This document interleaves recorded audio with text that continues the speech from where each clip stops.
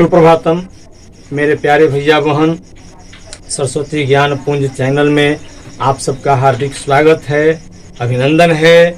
साथ ही आपके उज्जवल भविष्य की कामनाओं के साथ आज हम लेकर के व्याकरण की वह विधा लाए हैं जो पूर्व के क्लास में हम संधि पढ़े हैं। उस संधि के भेद, दूसरा नंबर भेद को आज हम पढ़ेंगे। लेकिन इसके साथ ही मैं आपसे आग्रह करता हूँ, निवेदन करता हूँ कि मेरे प्यारे भैया बहन हमारे इस चैनल को सब्सक्राइब अवश्य करेंगे, ताकि हमारे चैनल के द्वारा जो भी संस्कृत ग्रामर, संस्कृत साहित्य, हिंदी ग्रामर, हिंदी साहित्य या अन्य जो हैं दिए जा रहे हैं वह आप तक कंप्लीट पहुंचता रहे, आप ज्ञान रूपी सागर में अवगाहन करते रहें। तो आइए हम संधि पर चलते हैं। संधि का पहला स्वर संधि का पहला भेद है दीर्घ संधि, जो पूर्व के क्लास में हम लोग पढ़ चुके हैं। अब हमारा दूसरा क्या है? दूसरा गुण संधि। तो गुण संधि की परिभाषा पर आप ध्यान देंगे। पुनः एक बार मैं स्मरण दिला देना चाह रहा हूँ कि संस्कृत ये व्याकरण जो है उनकी परिभाषाओं पर निश्चित रूप से ध्यान दिया जाता है। क्या है? यदि ओ या आ के बाद, यदि ओ या आ के बाद ई आए तो दोनों मिलकर ए हो जाता है। फिर एक बार ध्यान देंगे, ओ आ के बाद ई आए तो दोनों मिलकर ए हो जाता है।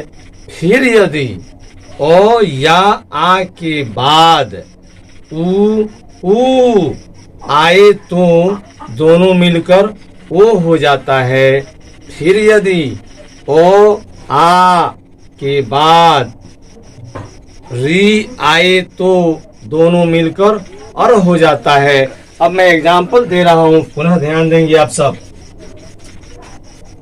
इसमें 3 पार्ट होते हैं। गुण संधि में 3 तरह की परिभाषाएं हैं और 3 तरह के एग्जाम्पल हैं। इसे ध्यान पूर्वक देखेंगे। ओ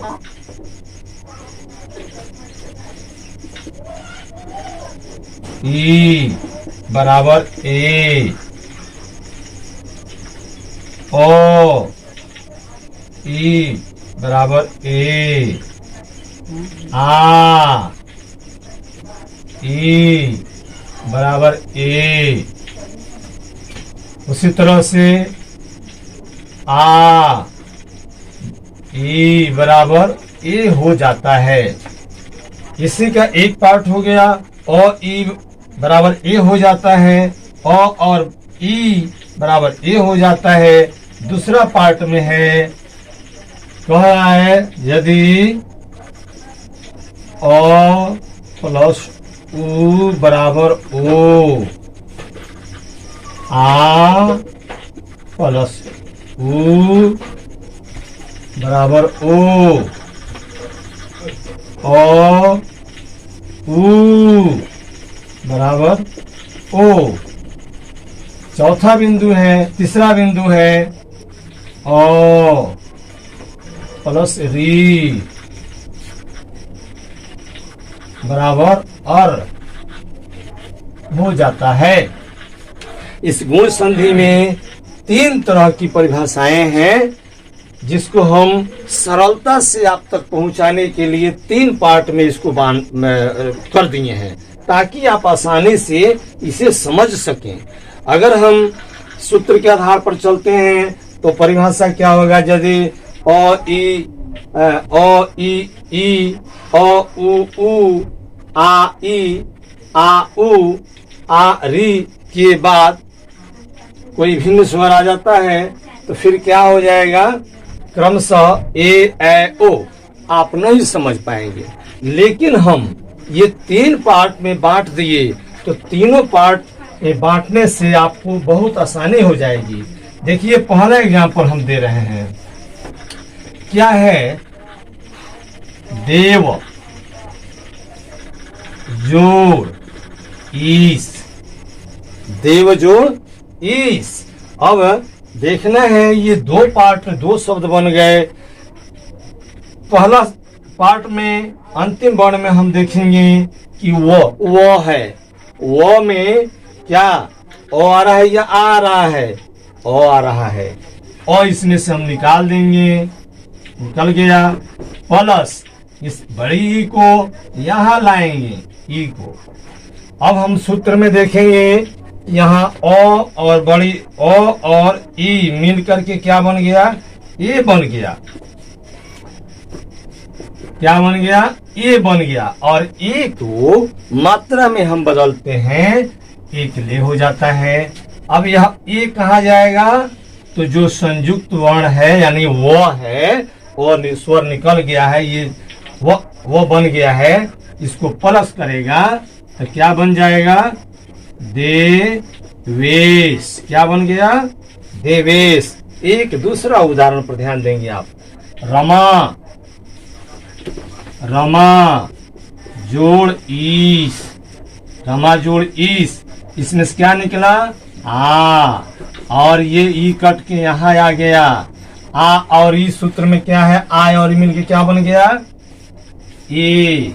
यहाँ ए बन गया और ये जाके प्लस माँ पर करेगा, क्या बन जाएगा, रमेश।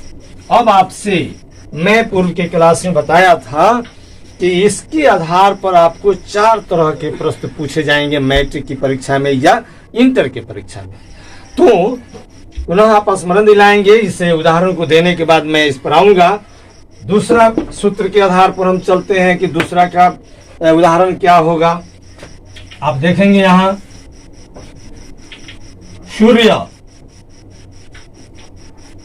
जोड़ उदय, सूर्य जोड़ उदय। अब यह में कौन सा स्वर वर्ण है, ओ को निकाल दिए, संयुक्त बन गया। ऊ को यहां ला दिए। अब आप सूत्र में देखिए ओ और ऊ मिल के क्या बन जाएगा, ओ बन जाएगा। जब ओ बन जाएगा, ओ बन जाएगा, ओ को मात्रा में प्रयोग करते हैं ओकार से। अब यह ओ आकर के य में प्लस करेगा क्योंकि यह संयुक्त है। क्या बन गया, सूर्योदय, सूर्योदय। दूसरा एक एग्जाम्पल और दे देना चाहता हूं, चंद्रोदय, चंद्र जोड़ उदय, और निकल गया, दो संयुक्त बच गया, ऊ यहाँ आ गया, वो बन गया, और यह ओ प्लस करेगा, द्रव में क्या बन गया, चंद्रोदय, चंद्रोदय। तीसरा परिभाषा जो है उसके आधार पर हम आपको दिखा देते हैं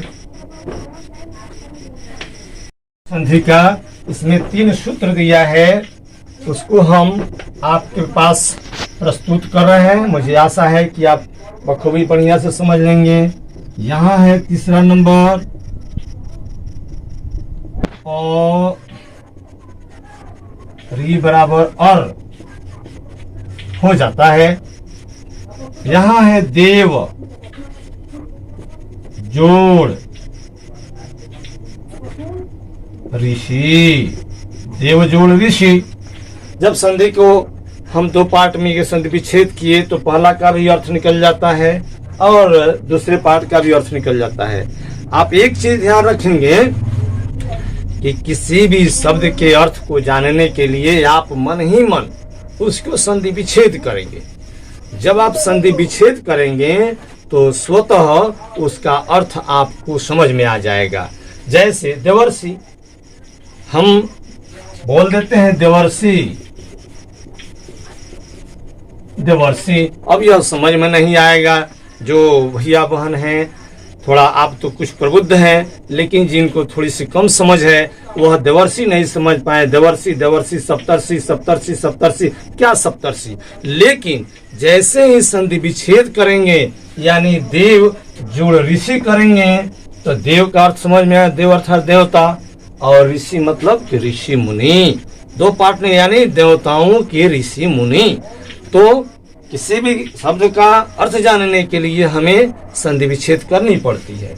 तो यहाँ हो गया देव जोड़ ऋषि, वो से क्या निकला, ओ वो संयुक्त हो गया और री कट के यहाँ आ गया, तो सूत्र कहता है ओ और री मिल करके अर हो जाता है। यहाँ क्या बन गया? अर हो गया। अब ओ जो है जब वो को प्लस करेगा तो कंप्लीट बन गया देव। क्या बन गया? देव बन गया। और रेफ बच गया। सी को उतारेंगे, सी को उतार करके और इस पर रेफ संयुक्त र जो है यहाँ दे देंगे। क्या बन गया? देवर्षि। एक दूसरा सप्तर्षि पर चलते हैं। सप्त जोड़ ऋषि, सप्त जोड़ ऋषि। तो में से क्या निकला? ओ निकल गया, तो संयुक्त हो गया तो जोड़ री कट के यहाँ आ गया। ओ और री मिल करके क्या बन गया?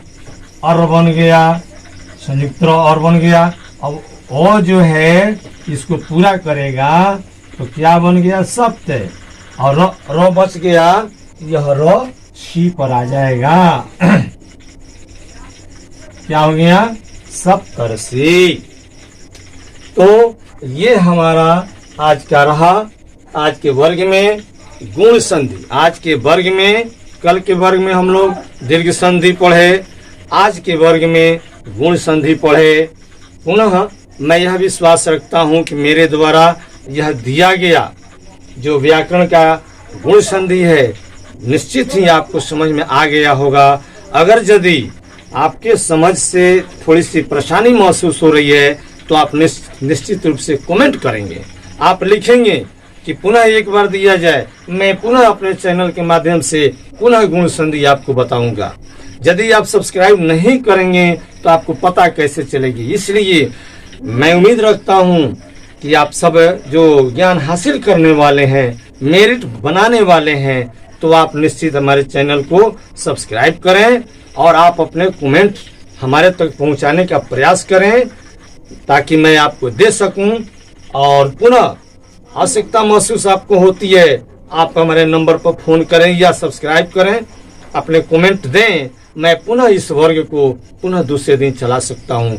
आपके कमेंट का इंतजार रहेगा। इतना इन्हीं शब्दों के साथ तथा विशेष शुभकामनाओं के साथ आज के वर्ग में इतना ही। धन्यवाद।